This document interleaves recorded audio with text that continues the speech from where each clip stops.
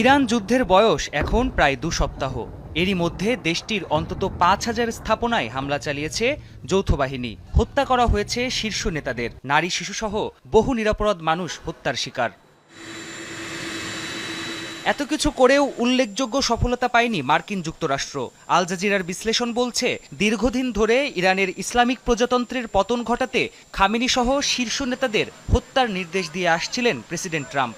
অথচ এখনও অক্ষত দেশটির শাসন কাঠামো। সর্বোচ্চ নেতার পদে বসেছেন নিহত খামেনির ছেলে মুস্তফা খামেনি। ইরানি কূটনীতিকদেরও হাত করার চেষ্টা করছে মার্কিনিরা। বিপ্লবী গার্ডস বাহিনীকে অস্ত্র সমর্পণের নির্দেশ দিয়েছিলেন মার্কিন প্রেসিডেন্ট। ক্ষমতা দখলের উদ্দেশ্যে সরকার বিরোধীদের রাস্তায় নামতে আহ্বানও জানানো হয়। দিন শেষে পরিকল্পনার কোনোটি সফলতার মুখ দেখেনি।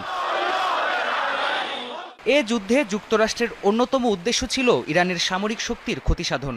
এক্ষেত্রে দৃশ্যমান সফলতা পেয়েছে পেন্টাগন। ইরানের নৌবাহিনী, ক্ষেপণাস্ত্রের মজুদ আর অস্ত্র কারখানাগুলো ব্যাপক ধ্বংসের শিকার।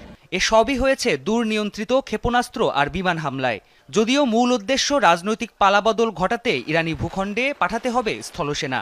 মধ্যবর্তী নির্বাচনের আগে সেই ঝুঁকি ট্রাম্প নেবেন কিনা তা নিয়ে সন্দেহ রয়েছে বিশ্লেষকদের। তাদের মতে, ইরানকে আরও বেশি চাপে ফেলে চুক্তিতে পৌঁছানোই হতে পারে যুদ্ধ বন্ধের একমাত্র পথ। আইআরজিসি কিংবা ইরানের শাসন ব্যবস্থার কিছু অংশ যদি শাসন ব্যবস্থা টিকিয়ে রাখার শর্তে ক্ষেপণাস্ত্র আর পরমাণু কর্মসূচি সীমাবদ্ধ করতে আগ্রহী হয়, তবে ওয়াশিংটন তাদের সাথে সমঝোতায় যেতে পারে। এটিকেই ট্রাম্প সফলতা দাবি করতে পারেন। ট্রাম্প বেশ বাস্তববাদী। সফলতা হিসেবে দেখানো যায় এমন একটি চুক্তি করতে চাইবেন তিনি। এরপর যুদ্ধ থেকে পিছিয়ে আসবেন। ইরানের সাথে